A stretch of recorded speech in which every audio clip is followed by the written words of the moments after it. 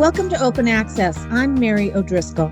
Today, our honored guest is Chairman Rich Glick, who will be leaving FERC in January after 5 years at the Commission, the last 2 years of which were very busy ones as chairman. Chairman, Rich, it's really great to have you here. Thanks, Mary. It's good to be back. Well, first off, I just wanted to know, looking back, what stands out to you about the Commission from your time as both Commissioner and Chair of the Commission? Well, at the top of the list, it's definitely the Commission staff. Their expertise, their dedication, their work ethic. I said this at the last Commission meeting, and I really meant it. It's like having a front row seat to the best education you get on energy topics of the day, and I very much cherished it. But also, I think, another thing I think that stands out to me is just there hasn't been one boring day at FERC. I've been at FERC now a little over 5 years, and the issues are just so interesting, and the cases that come up on a daily basis. Like I said, there's just not a boring day. This country is in the midst of a dramatic transition in the way we produce, consume, and transport energy, and the Commission's in the middle of everything.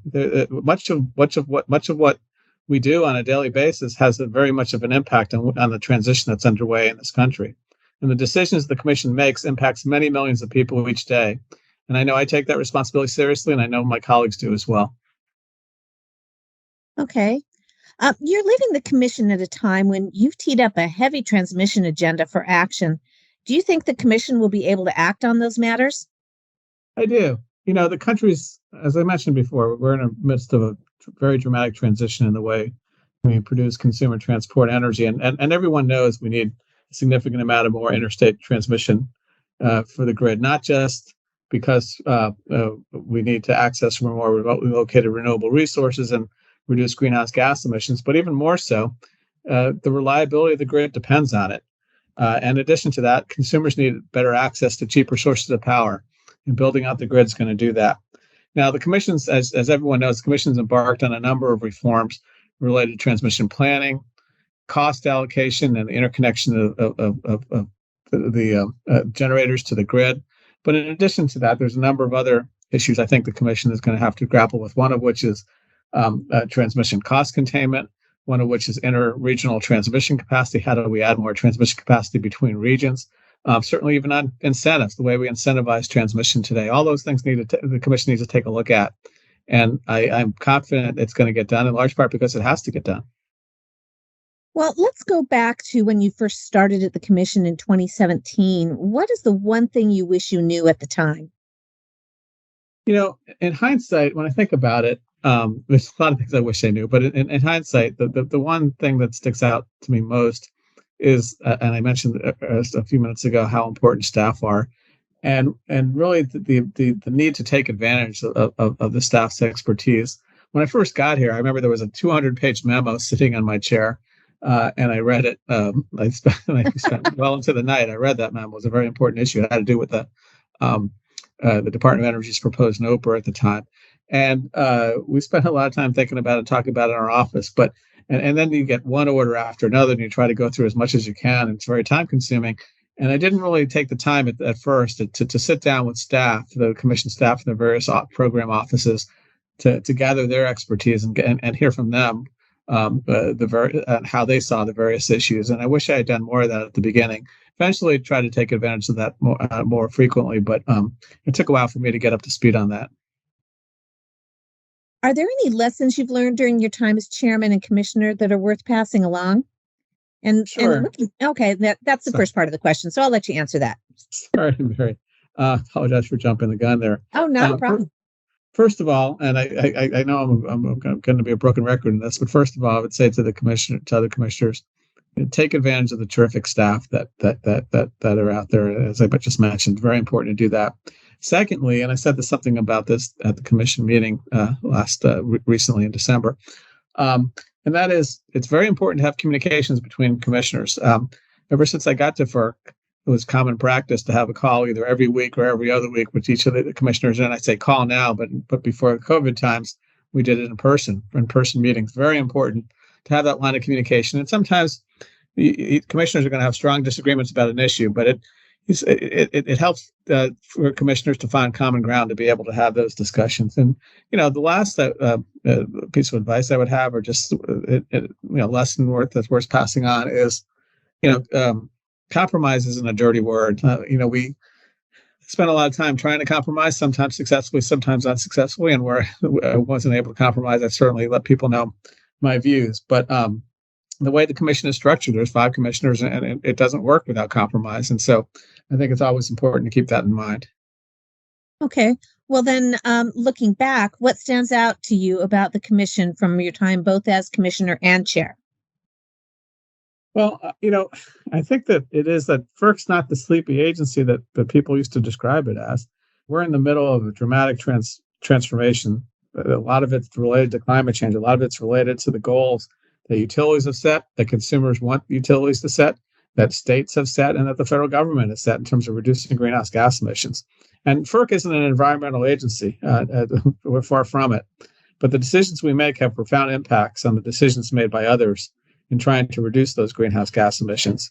And I think the commission is going to be at the forefront of those issues for many years to come. Okay. Well, for those of us who are old enough to remember, here's the Barbara Walters question. What is one surprising thing about you that FERC insiders would never know but should? I thought Barbara Walters used to ask, if you were a tree, what kind of tree would you be? But Well, that was next, but okay. um, I think by now people probably know a lot about me, at least the ones that follow FERC. But I would say probably the people would be surprised to learn that I like to listen to punk music. I did not see that coming. Okay. What's your favorite band? I think Social Distortion is probably the one that I listen to most. I love it. That's great. You see, you've made me speechless. Awesome. I try to do that on occasion. What is your most favorite and least favorite memory of your time at the commission? Well, if I could start with the least favorite, and I mentioned this a bit at the last commission meeting, I can pinpoint the date. It's January 2nd, 2019, when Chairman McIntyre passed away after a long battle with cancer. It was just the darkest day in FERC history, and I think it'll always be. I always can't help but thinking back to what the commission would be like if Chairman McIntyre had been healthy and able to serve the chair as chair during the entire Trump administration. I think FERC would have been much different. In terms of the positive memory, it's really hard to pin down one specific memory. I'm always going to remember fondly the bonding, and yes, even some of the fun my advisors and I had working on some very difficult issues when I first came to the commission. When you're not chair, you have more leeway to embrace the outcomes that you believe are right, and if you feel strongly about something, you say it. And I certainly took advantage of that in a number of dissents and concurrences, especially in my first several years at the commission. And I made sure people knew where I stood. And even though a lot of it's hard work and a lot of it's frustrating at times, I remember the camaraderie of the advisors in my office and myself when we put together those dissents and concurrences. And looking back on it, it was actually fun times, often fun. Okay.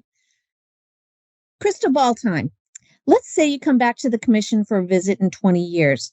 What kinds of issues do you think the commission will be grappling with then? Well, I bet everyone that's answered this question in the past has gotten it way wrong. It's almost impossible to predict what the situation is going to be like in 20 years. So think back in 2002, 20 years ago, and if you had asked that question of the outgoing, well, I don't know if there was an outgoing chair, but the chair or any of the commissioners at the time, no one would have even come close to hitting the mark of what the situation looks like today. Technological innovations that have occurred just even the last 10 years, really, that have made wind and solar, especially solar, much more cost competitive and much more available to folks. And that technological innovation is undoubtedly going to continue to occur. And it's almost impossible to envision. Is it going to be, fusion?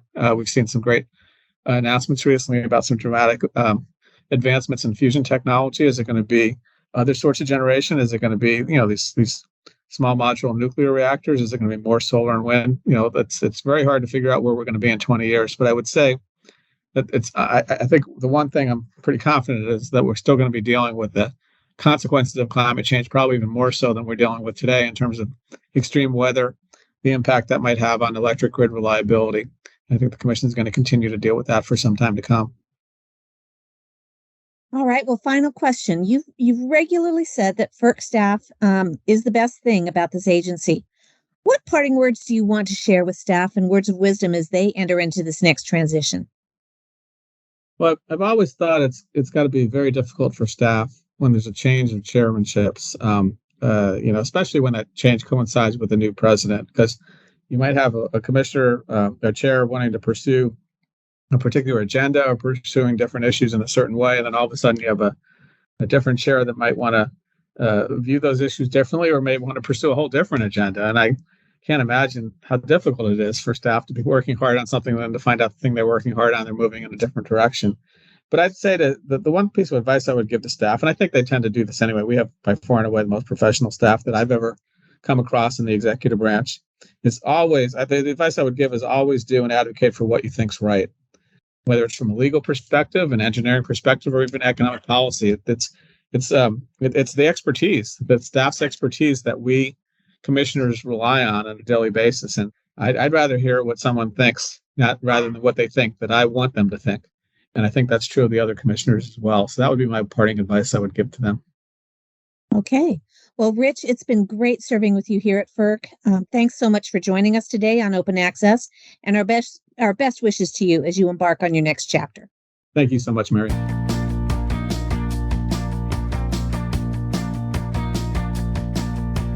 FERC is an independent regulatory agency that oversees the interstate transmission of electricity, natural gas, and oil, reviews proposals to build interstate natural gas pipelines and liquefied natural gas terminals, and oversees the licensing of non-federal hydropower projects.